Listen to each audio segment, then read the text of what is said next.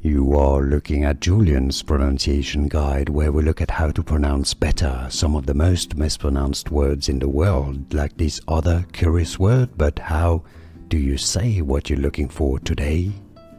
We are looking at how to pronounce these names and more confusing names, so stay tuned to the channel to learn more. There are two slightly different ways of pronouncing it, either Erienne, with a stress on the first syllable, Erienne.